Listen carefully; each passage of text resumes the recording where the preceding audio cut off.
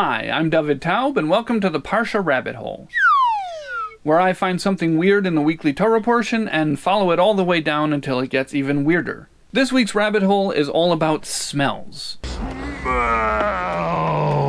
Why? Because this week's Parsha contains the story of when Jacob, used subterfuge to pretend to be his brother Esau, to get his father Yitzchak to give him the blessing that was meant for his brother. And when Yaakov does that, he goes in dressed in Esav's clothing, and Yitzchak, his father, smells him. This is what it says in the Parsha. Vayigash v'yishak loi v'yorach es reach begodav v'yivarchehu v'yomer re'ei reach b'ni kereach sada asher berchei Hashem. And he came near and kissed him, and he smelt the smell of his garments and blessed him, and said, See, the smell of my son is like the smell of a field which the Lord has blessed. So Yitzchak sniffed Yaakov, who was dressed like Esav, and he smelled a smell which was presumably good because he said it was like the field which Hashem has blessed. And I thought that was interesting. Smell. So I wanted to know more about this particular smell that was following Yaakov around, and I also wanted to know more about smell in Torah in general. So that's where this week's rabbit hole starts, with smells. So if you're ready to smell our way down, let's jump in. The first place we're going to start is with Ibn Ezra, who explains what this smell was and why it would have smelled like Esav. He says that since Esav spent a lot of time outside in the fields, he was a hunter, then it makes sense that Esav's clothes smelled like the field, and that's what Yitzchak smelled, and it made sense to him that that was his son Esav, even though really it was his son Yaakov pretending to be Esav. Okay, so that makes sense. But Rashi explains it differently, because something doesn't make sense to Rashi. Rashi says, wait a second, Yaakov is all covered in goat skins to make himself seem hairy like his brother Esav. And Rashi says nothing stinks more than goat skins. So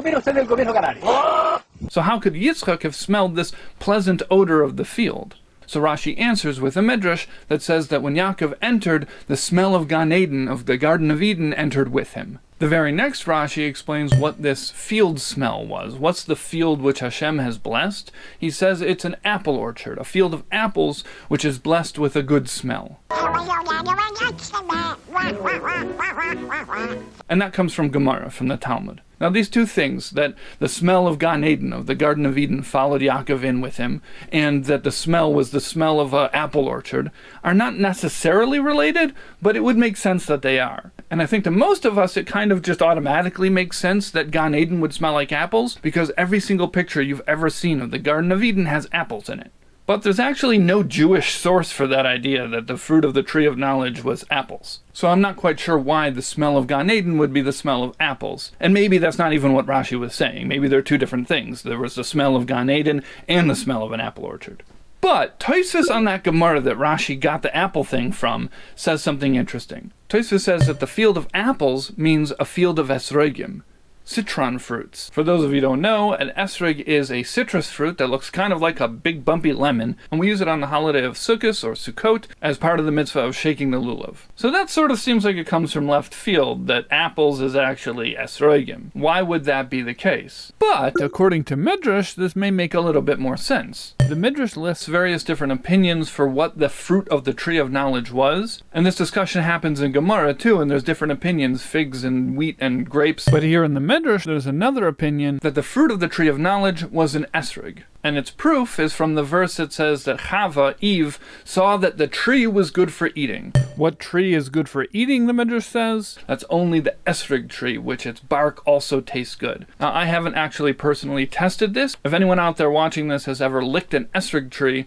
please let us know in the comments how that went. So now we can put these things together and say that when the smell of Gan Eden followed Yaakov in, and Yitzchak says that it smells like a field that Hashem has blessed, Rashi says that's apples, Tosfos says apples means esrogim, and the Midrash says that the tree of knowledge was an esrog tree. So then it kind of makes sense that Gan Eden, the Garden of Eden, smelled like esrogim. But I had a question on this Rashi that I didn't see any of the commentaries on Rashi ask. When Rashi says that the smell of Gan Eden came along with Yaakov, that makes sense. Yaakov was a holy guy, so it makes sense that this holy smell of Gan Eden would follow along with him. But the whole idea here was to pretend to be Esav.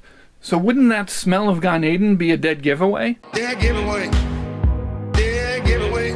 But Yitzchak did think it was Esav. And according to some commentaries, it was specifically because of the smell of the field that would make sense to be coming along with Esav. So how does that make sense according to Rashi? But there's another piece from the Zohar that could explain it.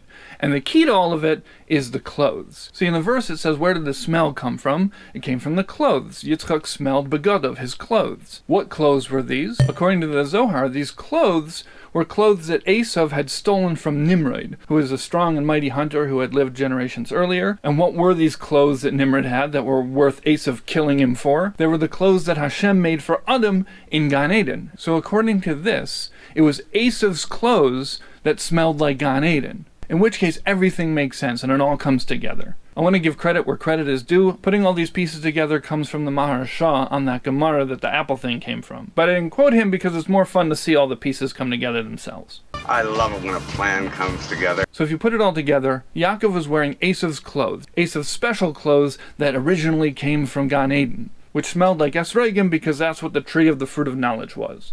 There's just one issue, and that's body odor. Esav was a very active guy, and so was Nimrod. So how could these clothes still smell like Gan Eden? I figure by this time, the odor molecules have had at least 12 hours to desmellify.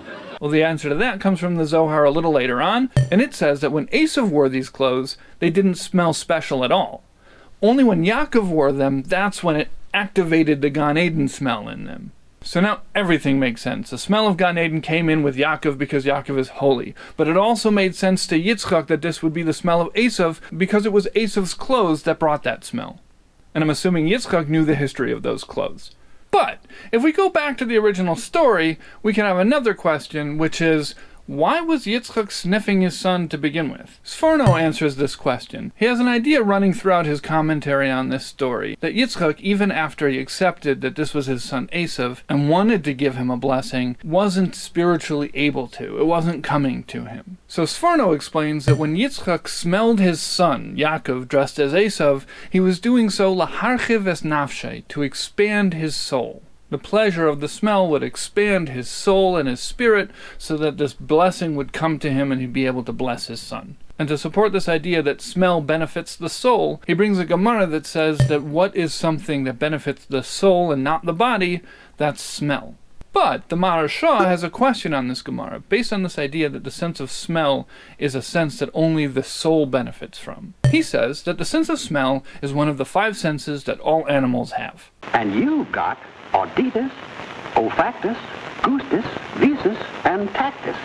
But don't worry about it, because in English that means the 5 senses. But he says animals don't have souls. They have a spirit of life, but not a neshama the way a human being has. I'm not going to get into the discussion of whether or not animals have souls. That's a different rabbit hole. But the Parshah believe that animals do not have souls. So according to him, there's a question. If animals don't have souls, but the sense of smell is something that the soul gets pleasure from and not the body, then how could animals have a sense of smell? And he answers that animals have the sense of smell, but they don't get pleasure from the smell. Now when I read that, I thought that was interesting, because every Saturday night after Shabbos, when we make Havdalah, part of Havdalah is that we smell the besamim, the spices, and I pass around the spices to each member of my family, and they sniff it. And if my dog Lizzie is around, I put it down and let her smell the spices too. But she is never interested. She just walks right on by, which is weird because she smells things all the time. So it's always seemed weird to me that these spices that have a very strong and pleasant smell, she's not interested in. But according to this Parshah, that could make sense. My dog Lizzie smells things to figure out what's going on, but maybe she doesn't get pleasure from smells the way we do. But I looked it up, and I found that there was a study that showed that when dogs smell the scent of their owner, the pleasure center of their brain gets activated. We present the dogs with things like the smells of their owners or other people they live with, as well as dogs that they live with, and compare it to people and dogs that they don't know. We also see activity in exactly that same part of the brain. Now you could say, well, somebody's calling that the pleasure center, maybe it's not actual pleasure, but if you accept that dogs get pleasure from other things like belly rubs and ear scratches and stuff, then I'm going to assume that that's the same part of the brain that's lighting up. And when I saw that, it made me doubt my entire belief in Torah and Judaism. I'm just kidding. Torah doesn't work that way. Things get proved and disproved and questioned and answered all the time. That's what makes it fun. So one night when I was researching and I found this, I shared this with my daughter because I thought she would find it interesting. And she came up with a really good answer. She said, is the dog really getting pleasure from the smell of the owner or from the owner? Like if you look at a picture of somebody you love and the pleasure center of your brain lights up, are you getting pleasure from the appearance of the person you love, or are you getting pleasure from the feeling of love? In which case the Parshah still works, which is good news. That was a close call. Okay, so far the story has given us a lot of interesting things about smell, specifically the smell of Gan Eden, which may have smelled like esrogim. And at this point in my research, I felt like the rabbit hole had given me everything it had to give about this story. But I felt like the topic of smell in general still had a lot more to give. So I searched for reach, which means smell, but that was too general. So I got a little bit more specific. I tried reach ra, a bad smell. I figured that would be interesting. Let's see what Torah has to say about bad smells. Smell bad! And it led me to halachas about flatulence. Now my friends who are watching this are going to say there's no way that was happenstance. They're going to say that I had this in mind from the very beginning, but I assure you, the rabbit hole led me here. Yeah, that's a ticket. So there's a halacha in Shulchan Aruch that says, Hamisatish betfilase, one who sneezes during prayer. In this case, prayer means specifically Shemona Esrei, the Amidah, the silent prayer during which we stand still the entire time. So Shulchan Aruch says, Hamisatish betfilase, somebody who sneezes in the middle of Shemona Esrei. If it's from below, then it's a bad sign for them. If it's from above, then it's a good sign for them. So what does sneezing from below mean? It means passing gas. Rashi on the Gemara that this comes from says even more specifically that it means mafiach b'koil, passing gas audibly with a sound. So if somebody sneezes from above, which is, I guess, a regular sneeze from your face, when you have to sneeze, a nose comes in very handy. Then that's a good sign. But if they sneeze from below during prayer, that's a bad sign. Now I've got some questions on this halacha. First of all, this whole sign thing is a little bit strange, especially in light of our discussion last week about omens. If you haven't seen that, check that out. But I think you could answer that by saying that here it's not a sign that you're making decisions based on, it's a sign about something that has already happened, and it's telling you that it means something good or it means something bad. But I have a bigger question, which is, why is this a halacha in Shulchan Aruch? I get why it's in Gemara. Gemara brings a lot of interesting things that are not necessarily relevant to halacha. But Shulchan Aruch is supposed to be practical, how you're supposed to do things. So it's confusing to me what practical ramifications this might have, that passing gas in the middle of Shemona Esrei is a bad sign. I don't have a good answer to this question. I have some ideas, but nothing solid. But if any of you have ideas or answers, put them in the comments. But the biggest question on this is, why are they using the word sneeze for passing gas? That's a weird way to refer to it. According to the Bnei Yissaschar, the word sneeze here is actually being used specifically to tell us something. He says that this is what Rashi is trying to tell us when Rashi explains that the word means mafiach b'koil, passing gas with a noise, with a sound. He points out that this word misatesh, one who sneezes, is not usually the way that the Gemara refers to passing gas. It usually uses the word mafiach, which means blowing, which makes sense as an appropriate way to refer to this bodily function, like blowing wind. So the Bnei Yissaschar is telling us that when Rashi explains that misatesh means mafiach b'koil, one who passes gas with a noise, Rashi's telling us that the Gemara used this term specifically to tell us that we're not just talking about passing gas normally, which would be mafiach, or blowing. We're talking about misatesh, somebody who sneezes, which is specifically passing gas that is accompanied by an audible sound. And that is the type of passing gas that would be a bad sign. But the Magen Avram has a problem with this whole sound thing. He asks the question, what difference does it make whether or not there's a sound? The problem with passing gas during prayer is the smell. Why would whether or not it makes a sound make a difference? And he answers this question by bringing a version of Rashi that's a little bit different from the Lublin edition of Gemara, which was printed earlier than the Vilna edition, which is the common one that everyone uses today. And that version of Rashi is one letter different. Instead of saying mafiach b'koil, passing gas with a sound, it says mafiach b'kal, passing gas easily. So the Magen Avram says that what Rashi's really saying is that the kind of passing gas that's a bad sign is when it happens easily, meaning not by force or by accident, the person just decides to do it. That's the kind of passing gas during tefillah which would be a bad sign. Now the rabbit hole gave me plenty of fascinating stuff about flatulence and halacha, but I'm going to limit it here, and I'm only going to share one more thing on this topic with you.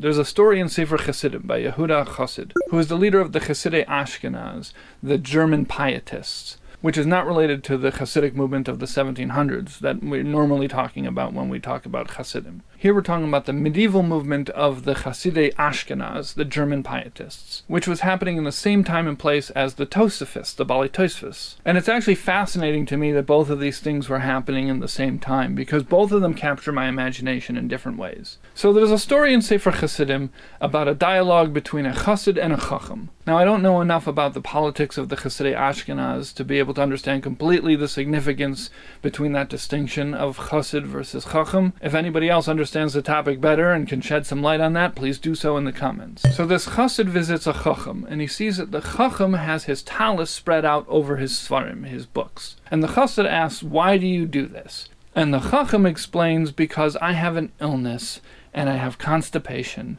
and it makes it better for me when I pass gas, and so I do that constantly. I'm constantly passing gas, and if I don't, it will cause a pain in my heart, and it will be dangerous for me. And so since I'm passing gas constantly, I spread my talis out over the holy books." So the Chassid says that when you do that, you should also distance yourself from the books Dalet Amis, 4 cubits, which is about 6 feet. Now Chacham says, "Why do I have to do that?" And he brings a Gemara that says that in the desert, the Oil Moed, the tent of meeting that Moshe Rabbeinu would speak to Hashem in, when the curtain of that was rolled up, meaning the Oil Moed was taken down, then people who were ritually impure could enter into that spot and it wasn't a problem. And therefore the Chacham feels that covering the holy books should be enough. The Chassid says, better not to. You should still go Dalet Amis, 4 cubits away. The Chacham says, "I can't. If I go further away than that, it'll be dangerous for me." A commentary on Sefer Chassidim explains that this was a 1-bedroom house and it was very small, and there just wasn't enough room to go that far away from the books, and that if he did so, he would end up backing up outside of his house, which would be dangerous because he'd be exposed to the elements. And so the Chassid gives in and says, "If it's impossible, then I won't force you." Now, it may seem like the Chassid was being kind of pushy to the Chacham, but my daughter pointed out that if this was a tiny house that didn't even have enough room to move 6 feet away from the books, then this Chassid was smelling this guy the entire time. So that might just put the position of the Chassid into perspective. Okay, so now we are officially done with the flatulence portion of this week's program. I want to end off with one more thing, jumping back into the Parsha. When Yitzchak smells Yaakov dressed as Esav, it says that he smells his clothes, begodov. The Gemara interprets this verse midrashically and says, Al tikre begodov ela bigdov. Instead of reading the word begodov, his clothes, read the word bigdov, his transgressors. What does this mean? It means that what was the smell that Yitzchak smelled? It was the smell of the Jewish people. But not just the special holy Jews, all of the Jews, even the ones that you might label as bigdov, as transgressors. So there's a few statements throughout Gemara like this expressing similar sentiments, and one of them is also about smell. It says any public fast day, which does not include the Poshei Yisrael, the transgressors of Israel, is not a fast day. And it supports this idea by saying that the incense that were burned in the temple included chalbana, which had a bad smell. And nevertheless, they were one of the required ingredients for these incense. So on the one hand, this is a beautiful idea. When we talk about the Jewish people, it includes all the Jewish people. Every single one of us is special and important and necessary. On the other hand, something that bugs me about it is we're still calling them the Poshei Yisrael or Bigdov. We're still labeling them as something that ought to be excluded, but we're not excluding them. So I looked around for different interpretations and commentaries on this, and I had a hard time finding anything that resonated with me. But then I found a mimer from the Alter Rebbe which explains this idea in a way that I think is really beautiful. It says that the prayer of the Jewish people is like food. It's like a meal. And a meal is comprised of various different types of food. You've got bread to fill you up, you have meat and fish for pleasure, you have things that sweeten the food to whet your appetite, and then there are strong tasting things like salt and pepper which are added to the food. And then he says, if the prayer of the Jewish people doesn't include all of these things, even the salt and pepper, then it lacks tainug, it lacks pleasure. Now the reason why this is particularly moving to me is because prayer is like the hardest part of Judaism for me. I'm not good at it, I get bored very easily, and I don't feel like I'm doing a good job. So I really loved this imagery of thinking of the prayer of the Jewish people as this giant potluck that we're making together. It's not just me doing my thing and doing it poorly, it's all of us bringing our stuff. And yeah, my potato salad might be kind of gross, but it's part of the potluck and we need every single part of it. Alright, that's the rabbit hole. As always, if you have any interesting ideas or questions, Put them in the comments. Thank you for following me down the rabbit hole. I hope you find your way out quickly because it's kind of smelly down here.